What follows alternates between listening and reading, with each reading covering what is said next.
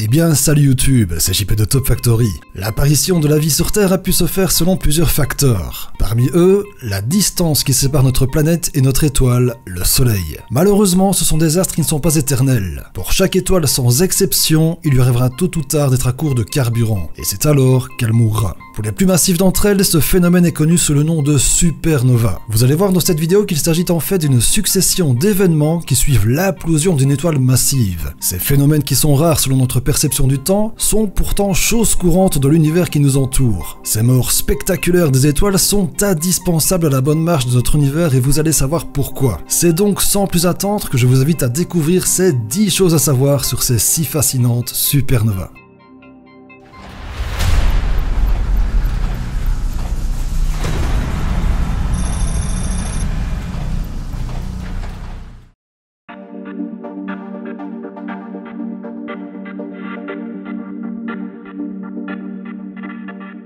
Qu'est-ce qu'une supernova? Qu'est-ce qui la provoque? Que se passe-t-il lorsqu'une étoile arrive en fin de vie? Eh bien, il faut d'abord savoir qu'une étoile, c'est une sorte de grosse centrale à fusion nucléaire. La force gravitationnelle et la pression qui y règnent sont suffisantes pour le maintien et l'amorçage des différentes réactions atomiques. En gros, ça veut dire que les noyaux d'atomes d'hydrogène subiront une pression telle qu'ils se fusionneront pour devenir un noyau d'hélium. Du coup, on peut considérer que l'hydrogène est en quelque sorte le carburant d'une étoile. Et lorsqu'il est épuisé, temporairement, l'étoile ne peut plus générer de fusion nucléaire et est donc condamnée à mourir. Et selon la masse de l'étoile, cela provoque une supernova. Il en existe deux types.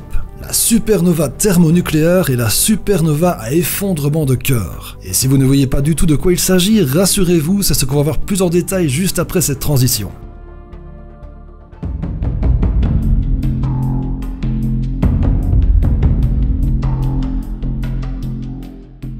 Les supernovas thermonucléaires. Lorsqu'une étoile de masse modeste épuise tout son carburant, elle se dilate jusqu'à devenir une géante rouge. Au bout d'un certain temps, les noyaux d'hélium qui proviennent donc de la fusion du carburant de base, l'hydrogène, se transformeront entre autres en carbone et en oxygène. Et cette phase va devenir de plus en plus instable, jusqu'à un niveau où les couches supérieures de la géante rouge seront expulsées dans l'espace pour donner naissance à une nébuleuse planétaire. Et tout ce qu'il restera de l'étoile sera une naine blanche condamnée à se refroidir avant de s'éteindre pour toujours. Mais il arrive parfois que cette naine blanche soit accompagnée d'une autre étoile, et de par sa force gravitationnelle, elle va capturer la matière de sa voisine. Et au fur et à mesure du vol de matière, la naine blanche verra sa masse augmenter. Lorsque cette dernière atteint un niveau suffisant, il arrive qu'une naine blanche se rallume, et sous l'effet de l'augmentation spectaculaire de sa propre pression thermique, l'étoile se désintègre totalement sous la forme d'une supernova d'une puissance bien supérieure à l'expulsion des couches externes de la géante rouge. Bien que spectaculaire, ce type de supernova fait pas de figure par rapport à une autre forme de ce phénomène. On voit ça de suite.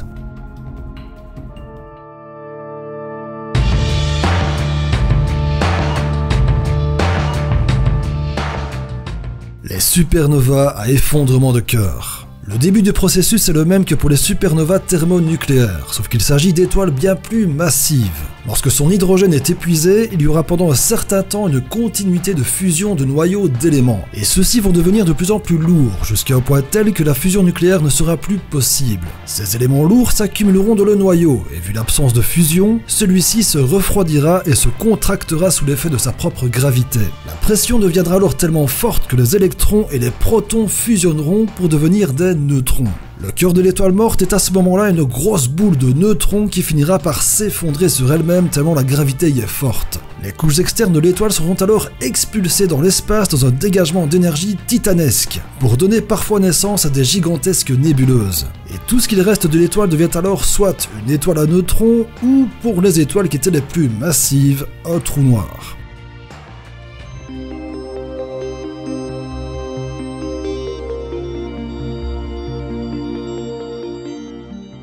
La luminosité d'une supernova. Alors, si je prends la peine d'en parler, c'est qu'une supernova est extrêmement lumineuse. Lorsque le phénomène atteint le maximum de sa luminosité, il va émettre un bref instant autant de lumière que toutes les étoiles d'une, voire deux galaxies tout entières. Et tout ça concentré dans un petit point de notre ciel.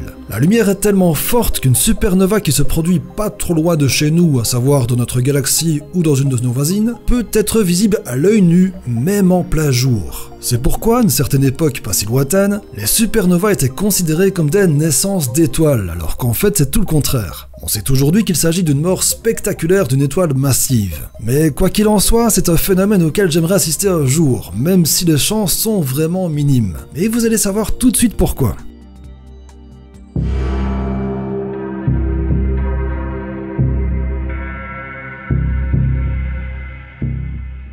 Les supernovas sont-elles des phénomènes rares? Alors, à l'échelle humaine, oui. À l'échelle de l'univers, non.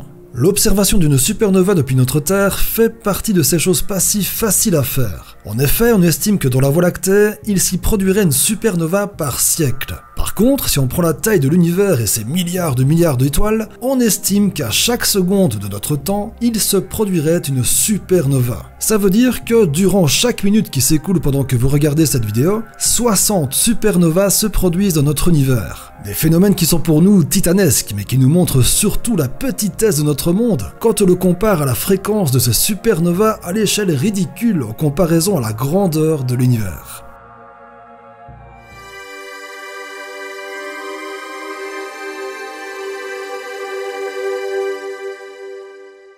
La nucléosynthèse explosive. Derrière ce nom se cache un phénomène indispensable à l'existence de nombreux éléments présents sur Terre et ailleurs dans l'univers. Vous savez déjà qu'une étoile fusionne des noyaux d'hydrogène pour en faire de l'hélium, du carbone, de l'oxygène, et ce, jusqu'à ce que la fusion arrive au fer. Au-delà, la masse du noyau des autres éléments plus lourds est trop élevée. Et pour cause, la température du cœur de l'étoile n'est pas suffisante par manque de carburant. Il faudra donc attendre la mort d'une étoile suffisamment massive pour déclencher une supernova. Grâce à ce phénomène, la quantité d'énergie libérée provoquera une hausse de température fulgurante. Et c'est à partir de ce moment-là que des éléments tels que le cuivre, le zinc ou encore l'uranium pourront être créés. Sans oublier le fait que la supernova va expulser toutes ces matières dans l'espace. Une partie se retrouvera prisonnière d'un champ gravitationnel, un disque protoplanétaire pourrait alors se former, et avec un peu de chance donner naissance à un astre tel qu'une planète qui sera composée selon les différents éléments fusionnés auparavant de notre étoile morte. Ce qui explique donc la présence de certains métaux et certains gaz à l'état naturel sur notre Terre. Ce sont en quelque sorte des résidus d'étoiles.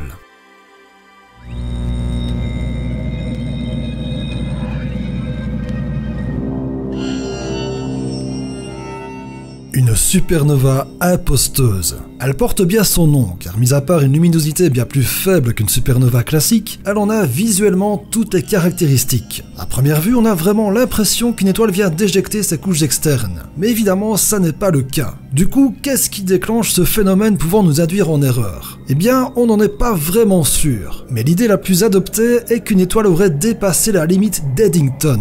C'est une valeur de luminosité qu'un objet céleste ne peut pas dépasser. En tout cas, si cet objet veut rester stable. Mais dans le cas où cette limite serait atteinte, la lumière prendrait le dessus sur la gravité et forcerait donc l'étoile à éjecter une partie de sa matière dans l'espace. Ce qui nous donne donc un semblant de supernova, mais l'étoile, elle, est toujours bien là et continue à rayonner de manière tout à fait normale, malgré l'expulsion d'une partie de ses couches externes. Mais heureusement, le gouffre qui sépare la quantité de lumière générée par une supernova classique et une aposteuse est tellement énorme qu'il est facile de les identifier.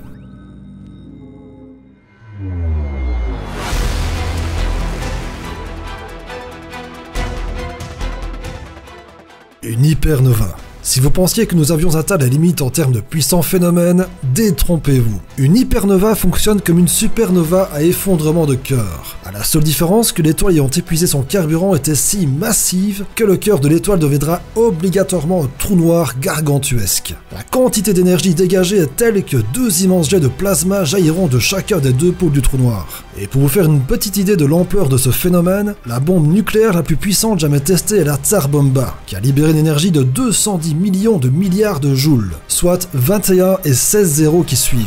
En face, on estime la quantité d'énergie libérée par une hypernova à 10 exposant 46 joules. Ça équivaut à 47 milliards de fois la bombe thermonucléaire la plus puissante jamais créée par l'homme. Heureusement, ce phénomène est beaucoup plus rare. On estime que dans notre univers, il se produirait une hypernova toutes les 30 minutes seulement.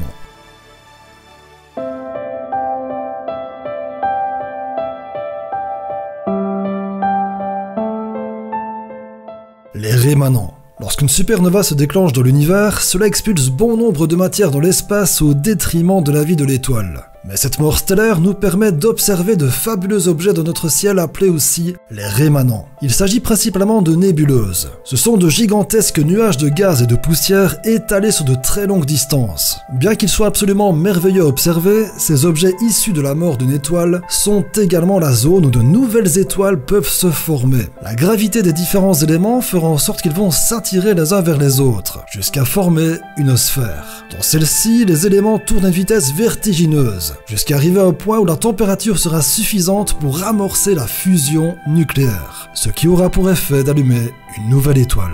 Cette dernière n'aura pas forcément absorbé toute la matière de la nébuleuse. Il pourra en subsister en orbite autour de ce nouveau soleil. On l'appelle dans certains cas le disque protoplanétaire, qui à terme, si les conditions sont réunies, pourra donner naissance à des planètes, et donc créer un système planétaire autour de cette jeune et nouvelle étoile.